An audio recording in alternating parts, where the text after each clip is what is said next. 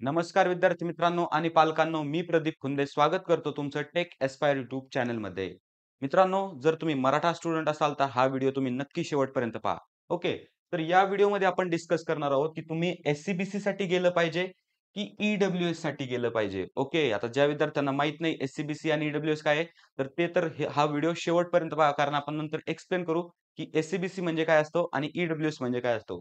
आता first of all लक्षात द्या. आता हे कशासाठी आपल्याला इम्पोर्टंट आहे की एच-एस-सी म्हणजे जे आपल्या 12वीचे आपल्याला फॉर्म भरायचे आहेत, त्यासाठी हे खूप इम्पोर्टंट आहे. त्याच्यानंतर आपण जी एम-एस-टी, सी-ई-टी एक्झामचा फॉर्म भरणार आहे, त्याच्या आता नंतरनं ओके, एम-एस-टी, सी-ई-टी एक्झाम देणार आहे, इंजिनिअरिंगला ॲडमिशन घेणार आहे, फार्मसीला ॲडमिशन घेणार आहे, तर त्याच्यासाठी ही कन्सेप्ट तुमची क्लिअर असणं मस्ट आहे. त्याच्यानंतर हे डॉक्युमेंट्स तुमच्याकडे असणं खूप गरजेचं आहे. नाहीतर ऐनवेळेस बाळांनो तुमचं ॲडमिशन सुद्धा कॅन्सल होऊ शकतं. तर आता पाहूया आपण एस-सी-बी-सी म्हणजे काय आणि ई-डब्ल्यू-एस म्हणजे काय? ओके. तर सगळ्यात पहिलं एस-सी-बी-सीचा लॉंग फॉर्म काय आहे? Socially and economically backward class. म्हणजे काय? सामाजिक आणि आर्थिकदृष्ट्या मागासवर्गीय असणारा क्लास, बरोबर? आणि त्याच्यानंतर ई-डब्ल्यू-एसचा लॉंग फॉर्म काय आहे? Economical backward class. ओके. आता तर समजून घेऊया एस-सी-बी-सी म्हणजे काय आणि ई-डब्ल्यू-एस म्हणजे काय? जे मराठा स्टुडंट्स आहेत, ओके? त्यांना रिझर्व्हेशन आहे, बरोबर? त्यांच्यासाठी स्पेशल कॅटेगरी आहे ती म्हणजे एस-सी-बी-सी. ओके. आणि या कॅटेगरीसाठी फक्त मराठा स्टुडंट एलिजिबल असतात. म्हणजे एस-सी-बी-सी जर तुम्हाला काढायचं असेल, तर फर्स्ट ऑफ ऑल तुम्ही मराठा असणं गरजेचं आहे. ओके. आणि त्याच्यानंतर ई-डब्ल्यू-एस साठी तुम्ही जेवढे ओपनचे कॅटेगरी आहेत आपल्या, तर ते सर्व विद्यार्थी ई-डब्ल्यू-एस साठी अप्लाय करू शकतात. तर आता आपण नक्की पाहूया ई-डब्ल्यू-एस साठी रिझर्व्हेशन किती असतं आणि एस-सी-बी-सी साठी रिझर्व्हेशन किती असतं किंवा तुमच्यासाठी कोणतं बेनिफिशियल ठरेल. ओके. तर हे पहा मित्रांनो, एस-सी-बी-सी साठी 10% रिझर्व्हेशन असतं. आता 10% म्हणजे किती? की समजा एखाद्या इंजिनिअरिंग कॉलेजमध्ये 60 जर सीट असतील ओके, एखाद्या पर्टिक्युलर ब्रांचसाठी. तर त्यातील 6 सीट या एस-सी-बी-सीच्या असतात. म्हणजे किती?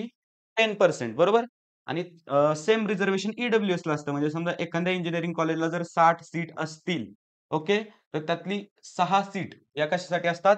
ई-डब्ल्यू-एस साठी असतात. म्हणजे रिझर्व्हेशन दोन्हींना पण सेम आहे. पण आता डिफरन्स इथं जाणून घ्या. Cut off.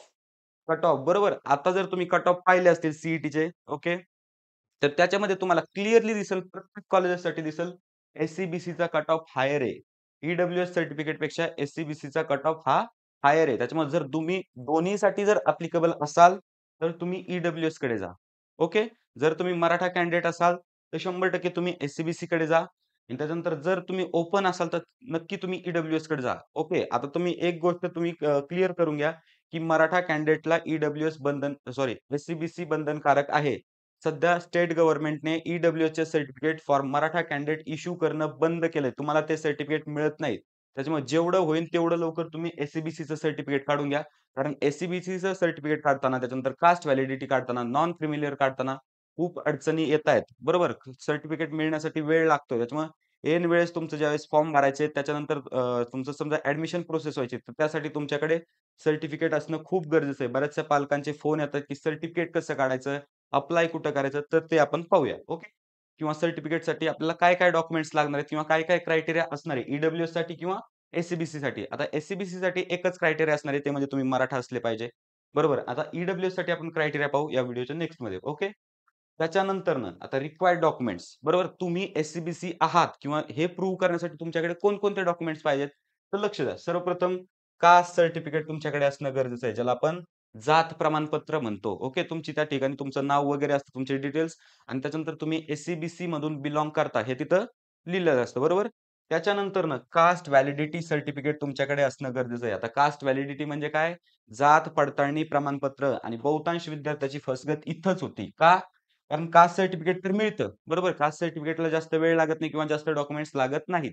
पण कास्ट व्हॅलिडिटीसाठी जास्त डॉक्युमेंट्स लागतात. त्याच्यामुळे जेवढं होईल तेवढं लवकर आत्ता काढून घ्या. कारण आमच्या काउन्सिलिंगमध्ये जी आता 2025 ची जी काउन्सिलिंग झाली, ओके, सध्या ॲडमिशन चालू आहे. त्याच्यामध्ये बरेचसे असे कॅन्डिडेट्स होते, की त्यांचं शेवटपर्यंत कास्ट व्हॅलिडिटी सर्टिफिकेट आलं नाही. परिणामी काय झालं, की काही जणांचे ॲडमिशन कॅन्सल झाले. ओके, ज्यांना कॅटेगरीची सीट अलॉट झाली होती त्यांचं ॲडमिशन कॅन्सल झालं आणि परिणामी जे समजा ज्यांना ओपनची सीट अलॉट झाली, तर त्यांना ओपनमध्ये कन्व्हर्ट व्हायला लागलं आणि जी फीज असते आपल्या कॉलेजची, तर ती ओपनची भरायला लागली. त्याच्यामुळे लक्षात ठेवायचं तुम्ही जेवढं लवकर अ, हे सर्टिफिकेट रेडी करू शकाल, तर तेवढं लवकर हे सर्टिफिकेट रेडी करा. ओके. आता त्याच्यानंतर महत्त्वाचं सर्टिफिकेट म्हणजे non creamy layer certificate. Okay. तर हे तुमच्याकडे जर तिन्ही सर्टिफिकेट जर असतील, तर तुम्हाला घाबरायची काळजी नाही किंवा समजा जर सध्या तुमच्याकडे भरपूर वेळ आहे, तुम्ही त्या वेळेत हे सर्टिफिकेट काढून घ्या. फर्स्ट ऑफ ऑल तुम्हाला कास्ट सर्टिफिकेट काढायचंय. ओके. त्याच्यानंतर तुमचं समजा उत्पन्नाचं काय असेल तर त्याचा प्रूफ देऊन तुम्हाला एन-सी-एल काढायचा आहे आणि नंतरनं कास्ट व्हॅलिडिटीसाठी अप्लाय करायचंय. ओके. आता कास्ट व्हॅलिडिटीसाठी भरपूर डॉक्युमेंट्स लागतात. त्याच्यावर आपण एक डेडिकेटेड व्हिडिओ बनवूच, की कास्ट व्हॅलिडिटी सर्टिफिकेट कसं अप्लाय करायचं, त्याचा ऑनलाईन फॉर्म कसा भरायचा किंवा डॉक्युमेंट्स कुठे सबमिट करायचे किंवा आपल्याला कोणकोणते डॉक्युमेंट्स जमा करायचे त्याच्यावर आपण नक्की एक व्हिडिओ बनवू. त्यासाठी प्लीज फक्त आपल्या चॅनलला सबस्क्राईब करा. ओके. आता आपण साठी पाहू. ई-डब्ल्यू-एस म्हणजे काय? इकॉनॉमिकली विकल्ड सेक्शन बरोबर? आता ई-डब्ल्यू-एस हे 2 टाइपचे असतात. एक असतं स्टेट गव्हर्नमेंटचं आणि दुसरं असतं सेंट्रल गव्हर्नमेंटचं बरोबर? आता जे विद्यार्थी समजा जे नीट किंवा समजा कॉम्पिटिटिव्ह एक्झाम्स असतील, वगैरे जर करत असतील, तर त्यांच्यासाठी सेंट्रल गव्हर्नमेंटचं ई-डब्ल्यू-एस असणं गरजेचं आहे. बरोबर? स्टेट गव्हर्नमेंटचं ई-डब्ल्यू-एस असेल जर तुमच्याकडे आणि तुम्हाला जर सेंट्रल काढायचं असेल, तर तुम्ही सेंट्रलही काढू शकता. त्यासोबत जे असेल, नीट असेल, तर या एक्झामसाठी तुमचं स्टेट गव्हर्नमेंटचं ई-डब्ल्यू-एस सर्टिफिकेट ग्राह्य धरलं जाणार नाही. तुमच्याकडे स्पेशली सेंट्रल गव्हर्नमेंटचंच असणं गरजेचं आहे. बरोबर? आता त्याच्यानंतर स्टेट गव्हर्नमेंटचं बऱ्याचशा पालकांचा डाऊट होता, की बरोबर स्टेट गव्हर्नमेंटचं जे ई-डब्ल्यू-एस सर्टिफिकेट आहे, तर त्याचे 2 फॉर्मॅट आहेत. पहिला फॉर्मॅट म्हणजे एक मराठीमधनं आहे आणि दुसरा फॉर्मॅट म्हणजे एक इंग्लिशमधनं आहे. तर घाबरू नका, दोन्ही तुमचे व्हॅलिड आहेत. बरोबर? जर तुम्हाला आणि बरेचसे पालक काय करतात, की जर इंग्लिशमधनं सर्टिफिकेट असेल, तर त्याला सेंट्रल गव्हर्नमेंटचं समजत आहे. बरोबर? तसं बिलकुल नाही. त्याच्यावर क्लिअरली लिहिलेलं असतं. मराठीमध्ये जर असेल, ओके, तर ते ऑफ स्टेट गव्हर्नमेंटचं असणार आणि जर इंग्लिशमध्ये असेल, तर ते सेंट्रलचंही असू शकतं किंवा स्टेटचंही असू शकतं. त्याच्यावर तुम्ही व्यवस्थित वाचा आणि जर तुम्हाला एम-एस-टी, सी-ई-टी द्यायची असेल, तर क्लिअरली तुम्हाला स्टेट गव्हर्नमेंटचं ई-डब्ल्यू-एस सर्टिफिकेट लागणार. त्या ठिकाणी सेंट्रल गव्हर्नमेंटचं कन्सिडर होणार नाही. त्याच्यामुळे ही काळजी तुम्हाला घ्यायची. जर तुमच्याकडे स्टेट गव्हर्नमेंटचं जर सर्टिफिकेट नसेल, तर तुम्ही काढायला टाका. ओके. आणि मराठा कॅन्डिडेटसाठी तुम्ही एस-सी-बी-सीसाठी अप्लाय करा. हे 3 डॉक्युमेंट्स तुमच्याकडे असणं खूप गरजेचं आहे. ओके. आता त्याच्यानंतर आपण ई-डब्ल्यू-एस विषयी थोडी माहिती घेऊ, की ई-डब्ल्यू-एसचा क्रायटेरिया काय आहे? सर्वप्रथम मेन क्रायटेरिया आहे तो म्हणजे इन्कम. ओके. आपलं जे फॅमिलीचं इन्कम आहे, तुमचं जे इन्कम सर्टिफिकेट आहे, तर ते तुम्हाला 8 लाखांच्या आतमध्ये पाहिजे. ओके. जर तुमचं इन्कम 8 लाखांपेक्षा जर जास्त असेल, तर तुम्ही ई-डब्ल्यू-एससाठी ॲप्लिकेबल नाहीत. ओके. तुमचं इन्कम 8 लाखांच्या आतमध्ये पाहिजे. म्हणजे जो आपला तहसीलदाराचा उत्पन्नाचा दाखला असतो बरोबर, त्याला आपण इन्कम सर्टिफिकेट म्हणतो, तर ते 8 लाखापेक्षा कमी पाहिजे. ओके. त्याच्यानंतर दुसरा एलिजिबिलिटी क्रायटेरिया काय आहे तर डोमिसाईल. ओके.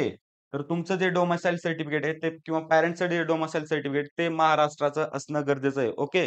डोमिसाईल म्हणजे आपण काय म्हणतो त्याला रहिवासी दाखला म्हणजे आपण कुठं राहतो हा त्याचा एक प्रूफ असतो. ओके. त्याच्यानंतरनं जी जमीन आहे ओके. आता जमीन किती पाहिजे? तर 5 एकरपेक्षा कमी. ओके. 5 एकरपेक्षा जमीन जर नावावर असेल, तर तुमचं ई-डब्ल्यू-एस निघू शकत नाही. त्यासाठी जमीन किती पाहिजे आपल्याला? 5 एकरपेक्षा कमी पाहिजे आणि जर तुमच्याकडे फ्लॅट वगैरे जर असेल तुमच्या नावावर, तर तो फ्लॅट 1000 स्क्वेअर फीटपेक्षा कमी पाहिजे. जर तुमचा फ्लॅट 1000 स्क्वेअर फीटपेक्षा जर जास्त असेल, तर तुमचं ई-डब्ल्यू-एस निघत नाही. समजलं? आणि काही केसेसमध्ये, सम केसेसमध्ये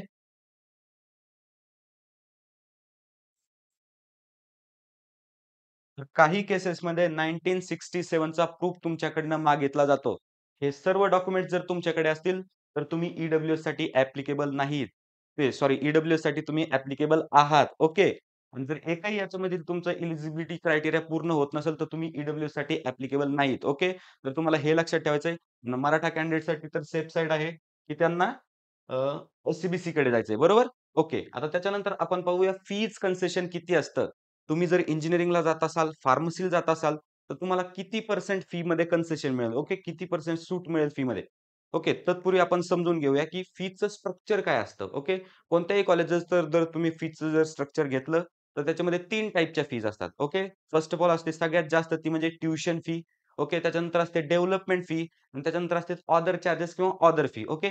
ट्युशन फी किती असते? समजा जर पी-आय-सी-टीचं जर आपण कन्सिडर केलं, तर ट्युशन फी आहे 1,05,000 ओके. जर एखाद्या विद्यार्थ्याकडे ई-डब्ल्यू-एस असेल किंवा एस-सी-बी-सी असेल, दोन्हींसाठी फी कन्सेशन सेम आहे.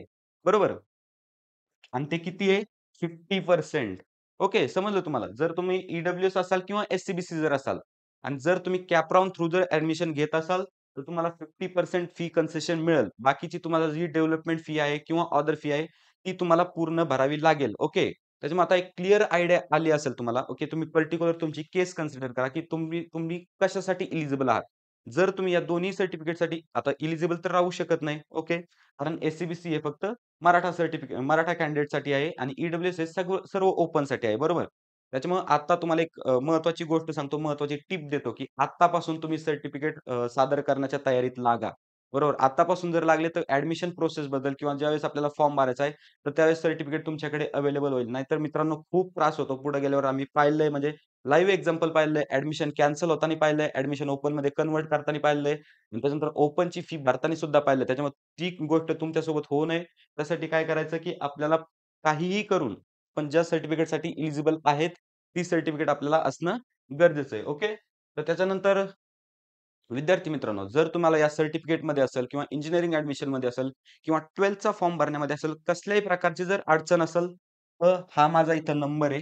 या नंबरवर तुम्ही कधीही कॉल करू शकता. तुमचा प्रत्येक कॉल हा उचलला जाणार. तत्पूर्वी विद्यार्थी मित्रांनो, आपला व्हिडिओ तुम्ही पाहिल्याबद्दल तुमचे खरंच खूप धन्यवाद. जर तुम्हाला व्हिडिओ इन्फॉर्मेटिव्ह वाटला असेल, व्हिडिओ आवडला असेल, तर व्हिडिओला लाईक करा. त्यासोबत जर तुम्ही आपल्या चॅनलवर नवीन असाल, तर चॅनल सबस्क्राईब करा आणि हे चॅनल तुमच्या मित्र नक्की शेअर करा. तर भेटूया नेक्स्ट व्हिडिओमध्ये अशाच एका इन्फॉर्मेटिव्ह टॉपिक सोबत.